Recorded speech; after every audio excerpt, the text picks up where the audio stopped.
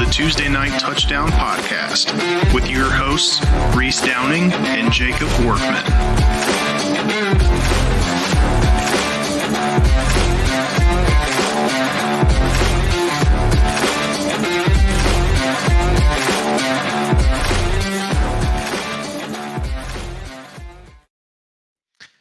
Hello, everyone. What's up?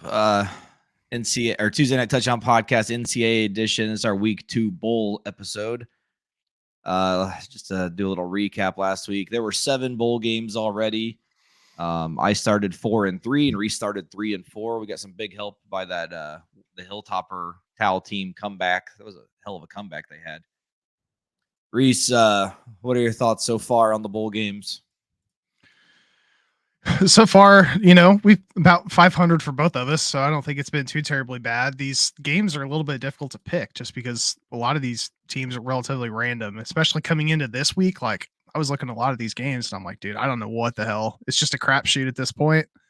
We've got a lot more football coming up this week than we did last week, so I like that. True, and it's the unpredictable because Western Kentucky, they had a quarterback come in and save the day, and he's in the damn transfer portal. Like, he was already in the portal before the game started, and here he comes into the game and led the huge comeback and won the game. Pretty something you don't see too often. Usually when guys are in the portal, they're not going to play, especially in a meaningless bowl game. It was the famous Toastery Bowl or whatever the hell it was. So I don't really know why he was playing, but I read that about a couple like this week, the JMU game. Like, Jordan McLeod is planning on playing, but he's already entered the transfer portal. So I don't know. Part of me, like, I get why the transfer portal stuff starts when it does, but the other side of the equation is like, what's the downfall to starting this after bowl season? And I think there's a lot of bad things to this too. Like, look at what's his name, Malik Murphy at Texas. Like, he's not even going to be in the playoffs because he's transferring. So I mean, that it's just bad timing overall for the whole thing. Like, I don't know. There's a lot of, again, this is the NCAA we're talking about, so just expect it to be the dumbest shit imaginable, and that's what it will be. But so, sorry, there's going to be coughing, just like last week and the week before. I'm still sick. Voice is a little better.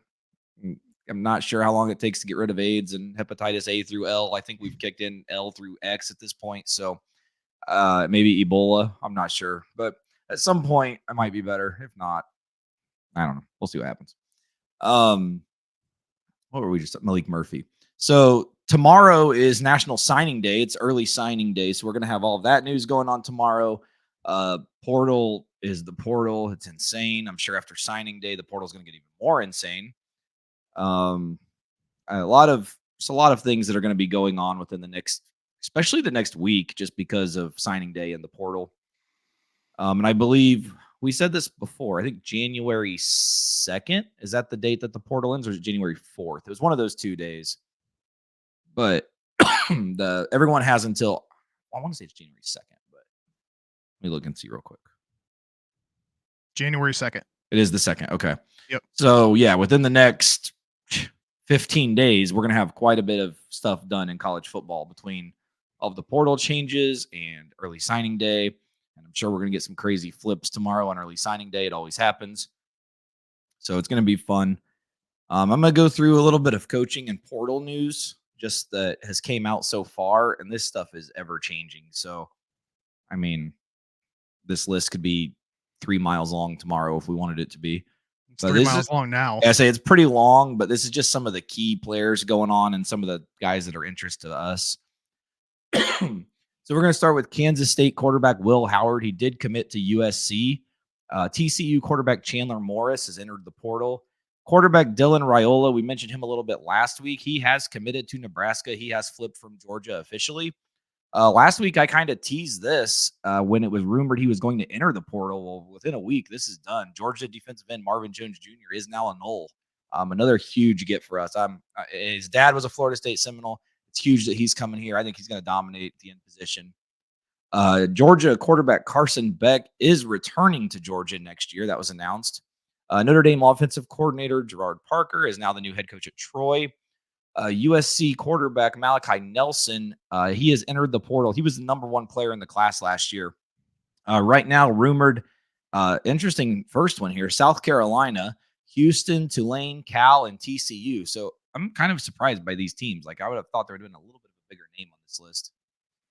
Texas A&M defensive end Walter Nolan. We've talked about him a few times. He has been crystal balled now to Ole Miss. Still hasn't made it official, but he has been crystal balled there. South Carolina wide receiver Juice Wells to Ole Miss, and Florida defensive end Princely Uman to Ole Miss. Lane Kiffin's absolutely killing the portal. I know going into this year, we talked a lot about Colorado and Florida State, how they use the portal to their advantage.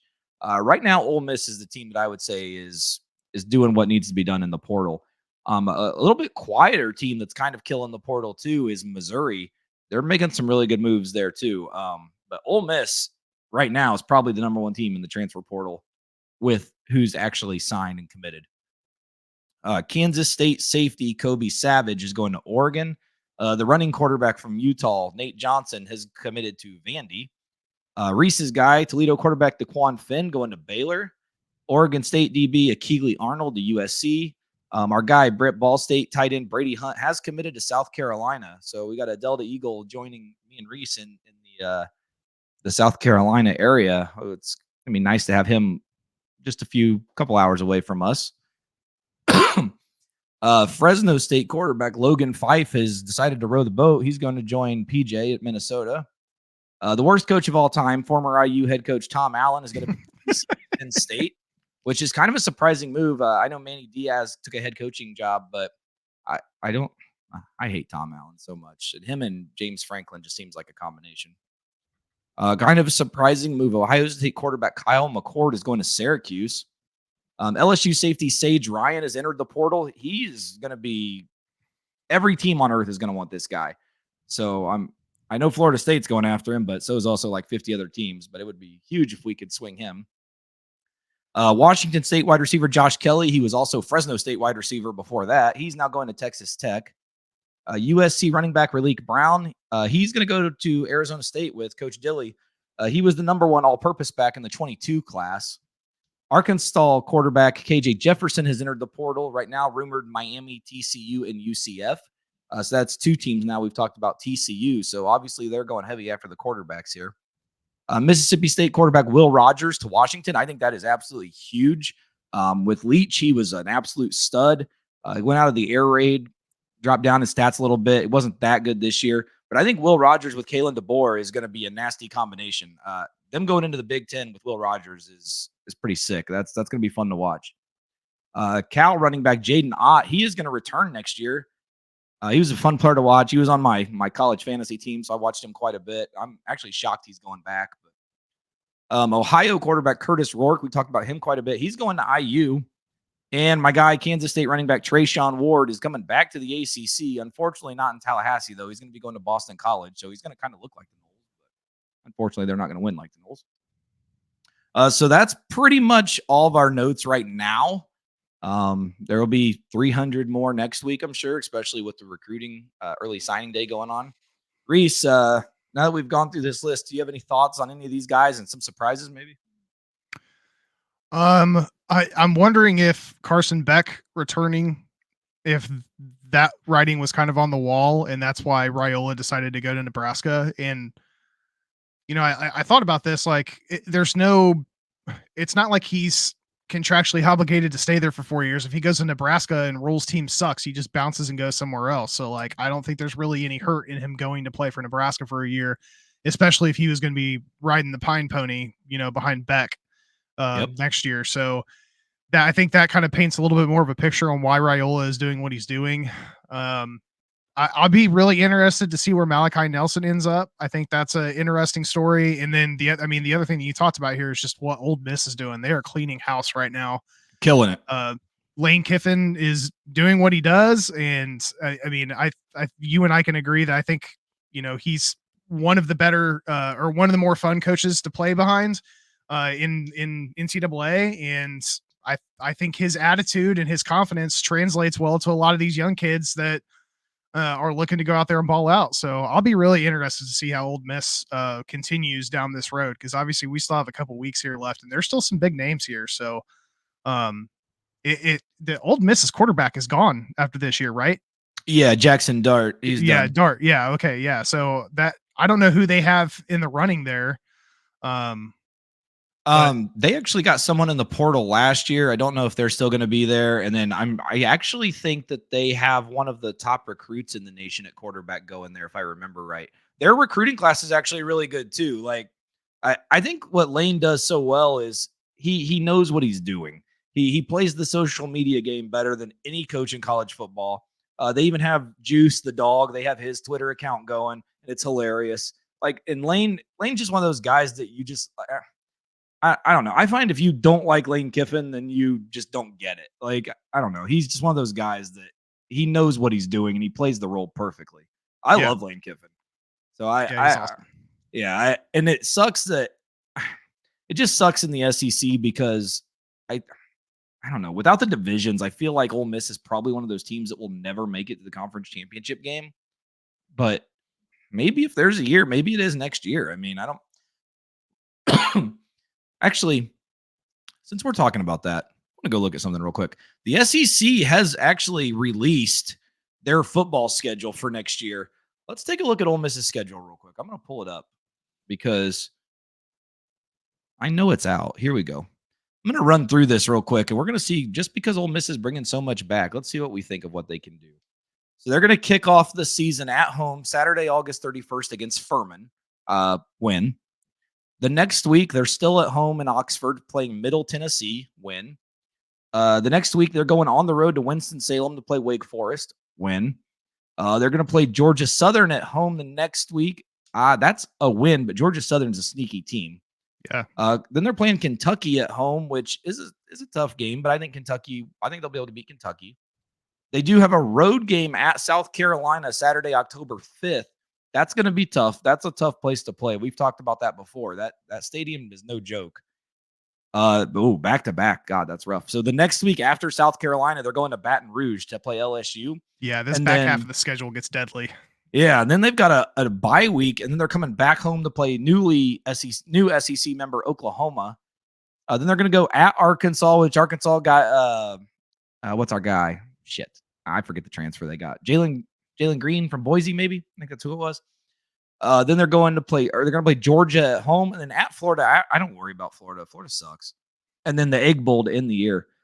Yeah, Ole Miss legitimately. So let's kick out the conference here. Let's just play conference games. So 1, 2, 3, 4.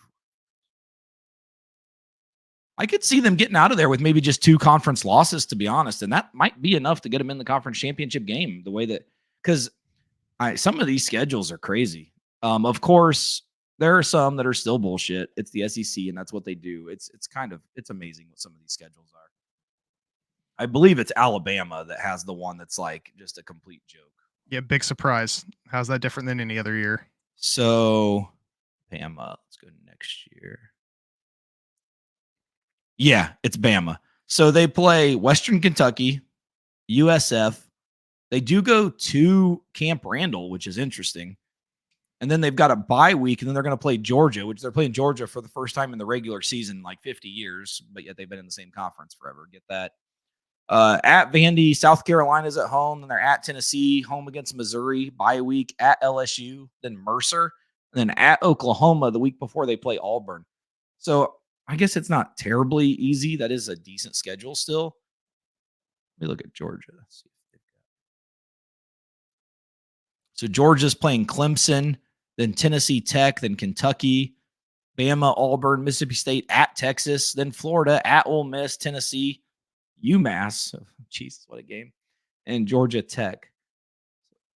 So actually, their schedules are all pretty decent. So Ole Miss might actually have a legitimate shot here. One thing I am going to give props to is I'm going to give props to Florida.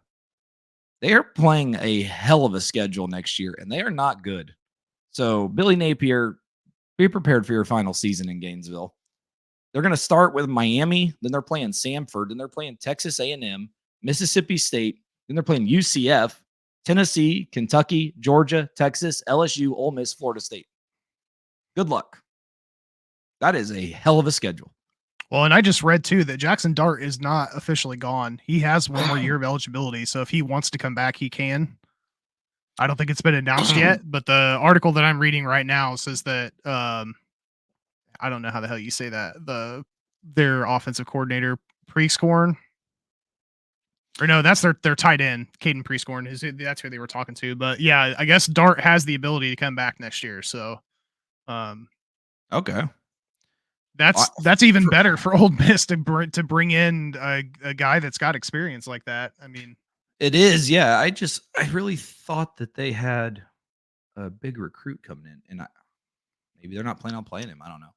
We'll see what happens with Dart. I mean, hell, you never know what's going to happen in college football. Yeah, they do have Anthony Maddox is coming in. He's a 4-star recruit coming out of Florida at quarterback. That's the guy that we're probably thinking of. That sounds right. So one other thing we're going to go over real quick. We've just discussed all the portal news, and we just did a little scheduling for the SEC. But one thing that has came out, our Ball State Cardinals that we talk about all the time on here, their 2024 non-conference schedule has come out, and it's interesting. So they're going to play the 4 non-conference games on September 7th. They're playing Missouri State. I would like to think that's a win. That's not even an FBS team. Then the next week, they're going to go to Miami to play the Hurricanes. I'd love to see them win that game. That would be absolutely awesome because I hate that team. But 2 weeks later, they're going to go to JMU. That's another tough one. JMU did lose their coach to IU, though.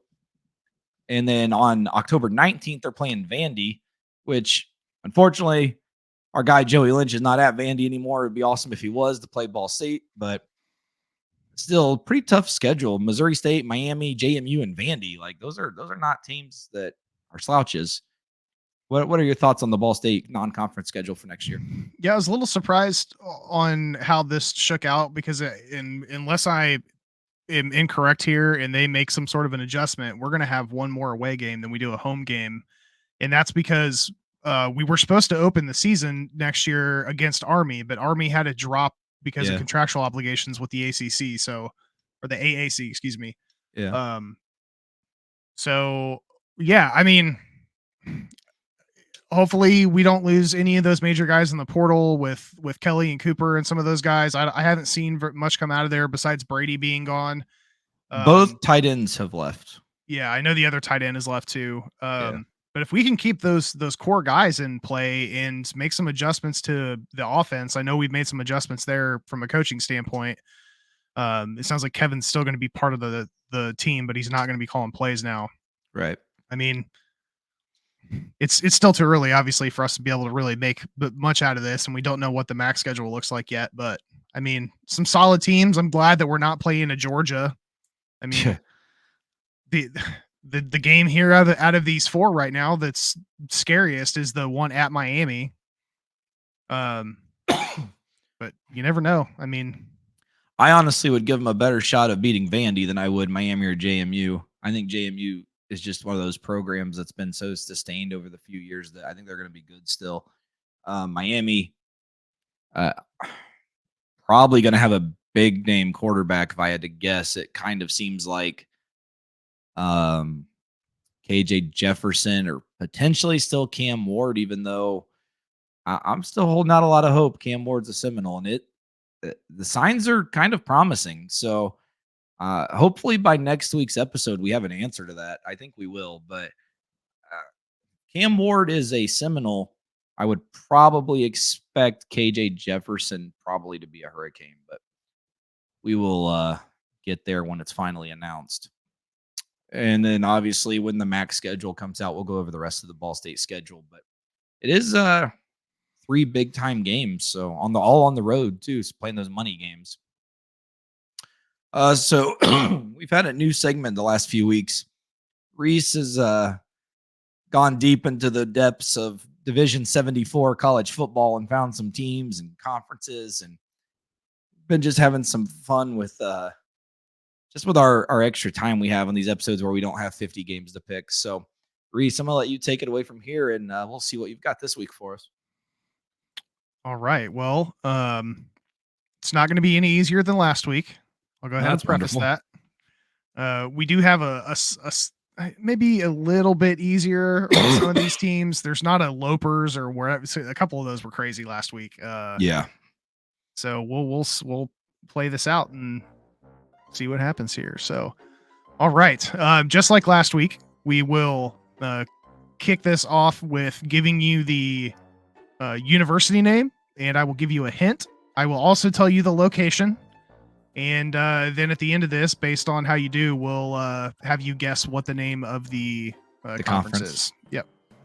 So first thing we've got here is Augustana University. They are located in Sioux Falls, South Dakota. Augustana University. Hint here, despite popular folklore, these mascots, in fact, did not wear horned helmets. The Vikings. Hey, all right. Ding, ding, ding. Yeah. We're 1 for 1. I love it. Unheard of. Stronger than last week already. All right. So we got one down here. Next one is the Bemidji State University. The what? Bemidji State University. Huh. And that is in Bemidji, Minnesota. That is spelled Bemidji. I did have to look up how to pronounce that damn thing. I can imagine. Bemidji State University, your hint, a semi-aquatic rodent. It'd be a damn shame if you didn't get this one right. Come on. I think that was a little too easy there. Is this the goddamn the beavers? Hey, all right. We're 2-0. Let's see if we can keep the streak alive here. I tried to give you a little bit easier hints here. Next one, we've got Concordia University St. Paul.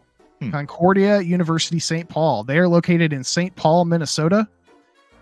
This should be another easy hint for you. Though they do share the same mascot, they are of no relation to the Parker City, Indiana high school that the infamous Randy Downing attended. What? Though they share I knew where he went to school. Same mascot.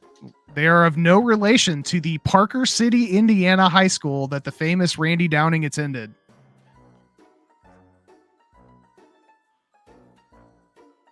I don't know where the fuck Parker City is. That's what's the name of the school?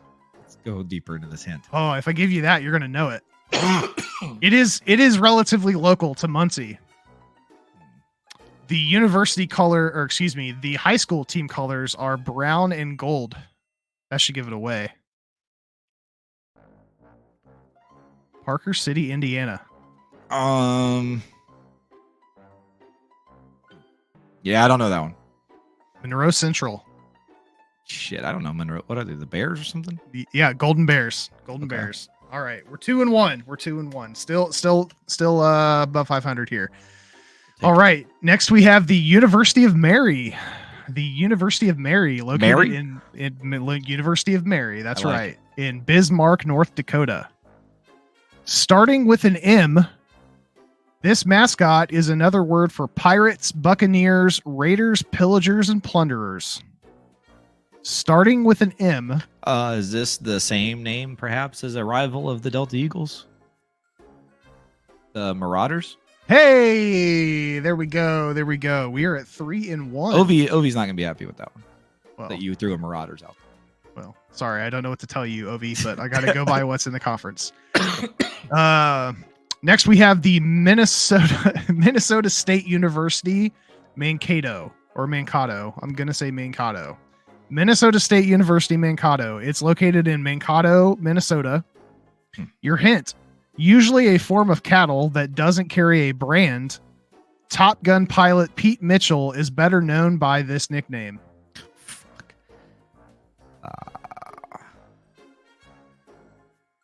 Usually a form of cattle that doesn't carry a brand. Top Gun pilot Pete Mitchell is better known as this nickname. I'm trying to think of a fucking Top Gun pilot. I think I only know one, and I thought it was Tom Cruise. Is it Maverick?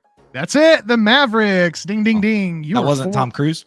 4-1. Yeah, that is Tom Cruise. You got it right. Oh, that was his real name? I don't know his name in that shit. The movie name was Pete Mitchell. I didn't want to say Tom Cruise, and it'd be too easy. Well, not really, because I don't know shit.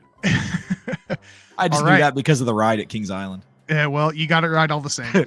All right, next up we have Minnesota State University Moorhead. Minnesota State University Moorhead, located in Moorhead, Minnesota. I'm not making this up.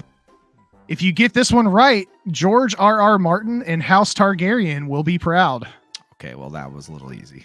I would have to assume it's a dragon. You are correct, sir. You're 5-1. 5-1. All right. Next up, we have University of Minnesota Crookston, Minnesota. Yep, University of Minnesota Crookston, Crookston, Minnesota. A little more descriptive than Delta's mascot. This raptor can have a wingspan of over 7 feet and generate speeds of up to 200 miles an hour when diving for prey.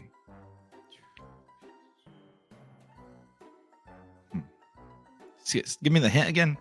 A little more descriptive than just Delta's mascot. This raptor can have a wingspan of over 7 feet and can generate speeds of up to 200 miles an hour when diving for prey. A little more descriptive. Are they the bald eagles? Oh, damn, you're close. The golden eagles. The golden eagles. We are at 5-2, still well above 500. So you're working in the right direction. Next up, we have the University of Minnesota Duluth, Duluth in Duluth, Minnesota. If you're looking for a popular mascot, then look no further. This animal is the third most popular mascot for sports teams, behind only Eagles and Tigers. Third most popular mascot name behind Eagles and Tigers. Who the fuck knows this?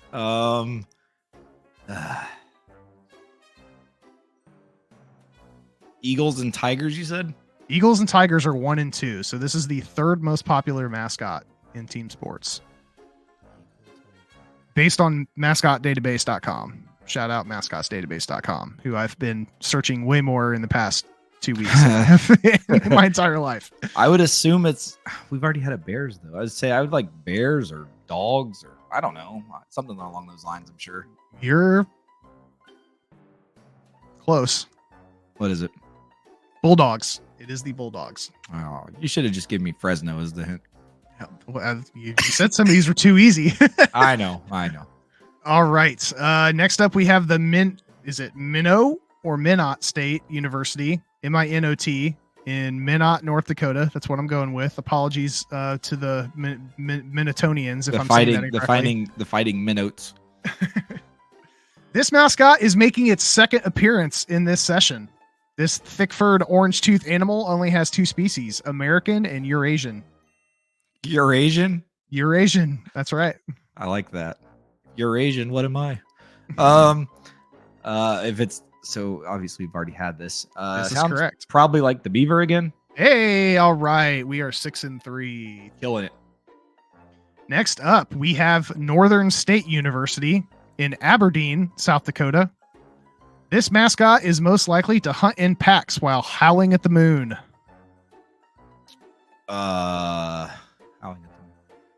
Werewolf or wolf. Wolves. There we go. I'll give wolf. it to you. Wolves is the answer. We'll give it to you. All right. You're 7-3. Next up, we have St. Cloud State University in St. Cloud, Minnesota. Your hint is developed as a working sled dog over thousands of years in Siberia. This animal is known for its white coat and blue or multicolored eyes. I would assume this is the same as Washington, the Huskies. There you go. Ding, ding, ding. We are 8-3. Moving right along here. All right. Next up, University of Sioux Falls in Sioux Falls, South Dakota. Your hint, the second largest cat in North America, these massive felines can jump over 20 feet high. The second largest cat in North America, these massive felines can jump over 20 feet high. Got any other hints here? I thought about putting this in here. I guess I can. If you were at a bar and you're getting hit on by a 70-year-old, you can call her this name. I won't say what I want to say because I don't think that's a team name.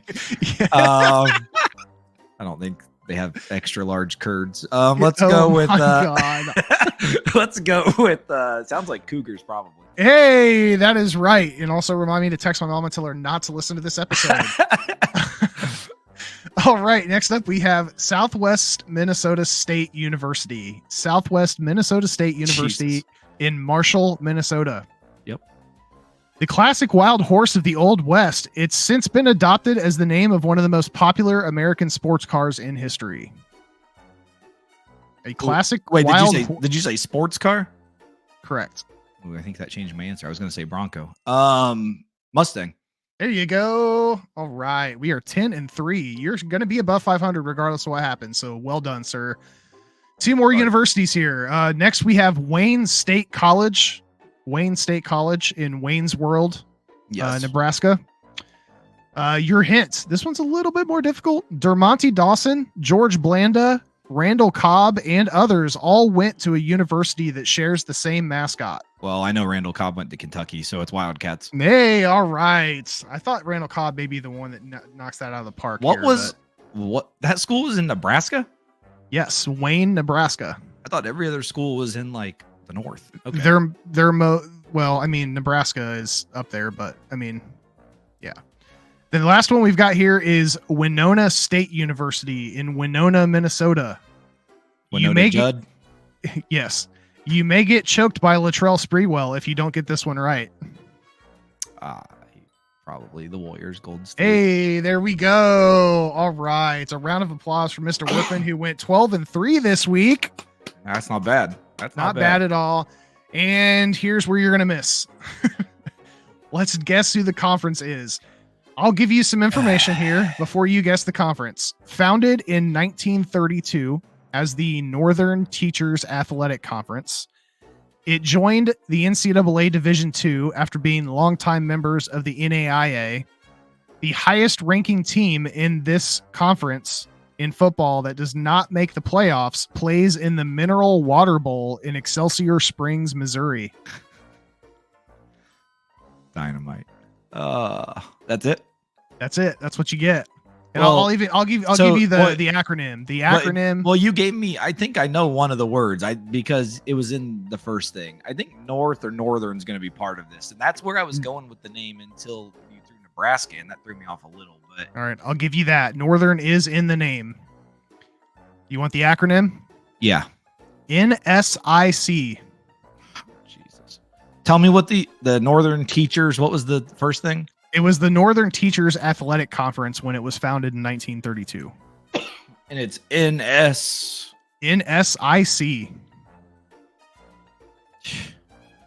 Northern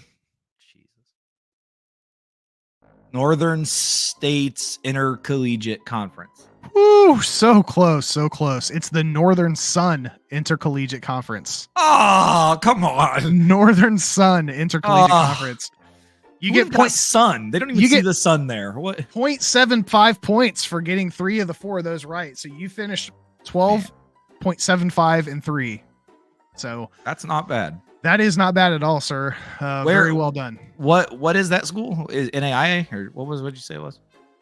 They're in NCAA Division II now. They were previously in the NAIA. Okay. So well done. Yeah, a vast majority of these teams are either in the Dakotas or in Minnesota, and then you have that one in Nebraska. Yeah, it threw me off because I had Northern was in my head the whole time, or North, and then Nebraska came in. I was like, "What the fuck?" Yeah, I mean it's in the general vicinity, I guess you could say, but yeah it's all in that area. But surprisingly, no teams from Iowa. I was a little surprised. I thought maybe there'd be like a northeastern Iowa team in there somewhere, but yeah, there's not. All right. Well, another fun week of the random conference guessing game. I think I've already forgot the name. It was the Northern Sun Intercollegiate Conference, I believe. So, that is correct. In case anyone needed their Minnesota, North Dakota, Nebraska small school history, they got a little bit there. A lot of Beavers, Cougars. Cougars, Eagles, Bears, whatever they all were. Wildcats, Mustangs. Yep. So wolves, Huskies, a lot of outdoor animals. Not to be surprised. Yeah, of course. I'm surprised it wasn't an Iditarod somewhere. It was a lot going on there. There weren't any lopers. There were no Ichabods in this one, so it was definitely a little bit easier than last week. Yeah, who would have known this podcast would have gone from just talking football and betting to being an educational program. Yeah, well, that's what happens. We're going to be on season rolls around. We're going to be on NPR next year, just so you guys know. Welcome to NPR. This is all right. So we are going to kick off week 2 for the Bulls. Actually, tonight, in about 3 hours, We've got the Scooters Coffee Frisco Bowl from Toyota Stadium in Frisco, Texas, 9 p.m. tonight on ESPN. Our Roadrunners, UTSA, are an 11.5-point favorite against Marshall. Yeah, this is a close one to home for UTSA. One thing that's interesting is with Cam Fancher in the transfer portal, Marshall legend Chad Pennington's son Cole is going to get the start for Marshall. I think UTSA wins this one, but I think Marshall can keep it within 10, so I'm going to go with the Thundering Herd here plus the points. Yeah, this is kind of one of those situations where I wish I knew who all was playing, because if UTSA is playing their guys that have played the latter half of the season and everyone's playing, I think that they might come out and roll in this game. I'm going to stick with UTSA minus the 11.5, but I do think Marshall could potentially keep it close depending on who's playing. Thursday, we've got the roofclaim.com Boca Raton Bowl from FAU Stadium in Boca Raton, Florida, 8 p.m. on ESPN. We got USF. They are going to play the Cuse. Cuse is a 2.5-point favorite. Yeah, South Florida is getting a close to home game here, but I don't know if that's going to help. They've got the worst passing defense in the nation. I'm going to take Team Carmelo here minus the points. Yep, I'm on Syracuse also. Teams that, speaking of a team with coaching change and doing great in the portal, Syracuse is they're actually surprisingly doing a lot of good things there. Yeah, that Kyle McCord transfer was surprising. Yeah, I mean, it's not even, they've got quite a few transfers too. Like, I don't know if it's just that coach is loved. They brought in the DB coach from Georgia, Fran Harris, I think was his name. But he's doing some good things up there already.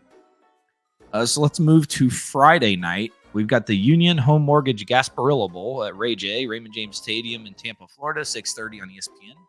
Georgia Tech is playing UCF. UCF is a 4.5-point favorite. Yeah, yet another close to home game, this time for UCF. We'll see how this Yellow Jackets defense fares against UCF's running game behind RJ Harvey. Tech is 6-2 against the spread as the underdog this year. I like those odds, so I'm going to roll with the Yellow Jackets here plus the points. Yeah, I'm kind of having a tough time with this one because Georgia Tech really turned it on at the end of the year. They played some really good football. I'm gonna take UCF. I think they keep it rolling. If I wish I knew if everyone was playing. This is the problem. I'm gonna take UCF though to cover the 4.5. Saturday, we've got quite a few games. We're gonna start with the 76 Birmingham Bowl at Protective Stadium in Birmingham, Alabama, noon on ABC. Troy is a 7.5-point favorite versus Duke. Oh man. This game looks a lot different without Leonard in the mix. I'm going to take the Fighting DeMarcus Wares here, minus the points to cover. Yep, I am on the men of Troy. Camellia Bowl from Crampton Bowl. What? The Camellia Bowl being played in the Crampton Bowl in Montgomery, Alabama, noon on ESPN. Arkansas State is a 2.5-point favorite versus Northern Illinois. Yeah, Old Butch got his team to squeak into the bowl game, but despite being one of the worst defenses in the country, I'm going to take the MAC Action Huskies here, plus the points. Yeah, I'm on Northern Illinois also. I like the, I think that they'll pretty much have their full team playing. They were a solid team this year. Arkansas State, like you mentioned, kind of squeaked in. I do like Northern Illinois here. This game would have been awesome about 5 weeks ago. Yeah. The Lockheed Martin Armed Forces Bowl from Amon G. Carter Stadium in Fort Worth, Texas, 3:30 p.m. on ABC. JMU is a 2.5-point favorite versus Air Force. Yeah, we just talked about this. Jordan McLeod is still playing in this one despite entering the portal, which bodes well for the Dukes. Air Force obviously slid a little bit in the second half of the season, so I'm going to take JMU here minus the points.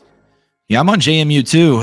This was literally like, 5 weeks ago, 4 weeks ago, if this game would have been played, it would have been for the New Year's Six spot. So it's kind of crazy how things have changed. Well, JMU would have had to have been deemed eligible first, but thankfully they are getting to play in a bowl game, which is awesome.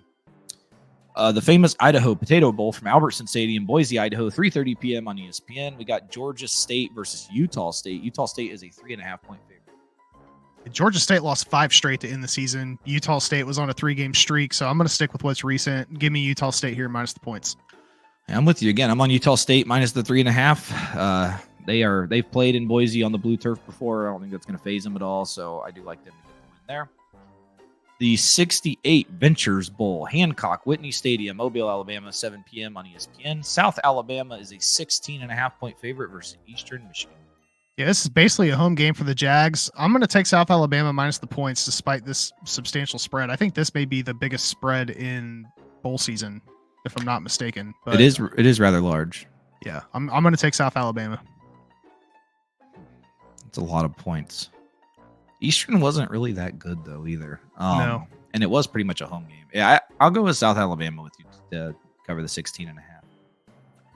The SRS Distribution Las Vegas Bowl from Allegiant Stadium, Las Vegas, Nevada, 7:30 p.m. on ABC. We got Utah with third-string quarterback playing.